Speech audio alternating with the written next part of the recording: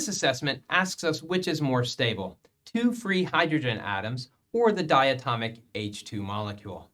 Recall from earlier chemistry courses that there's a whole group of elements that exist only as diatomics, and hydrogen is one of them.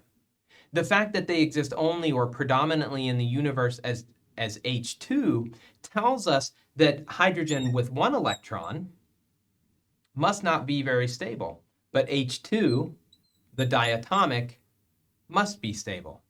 We know that the ball always rolls downhill, so this unstable hydrogen atom doesn't really exist much by itself, but the diatomic does.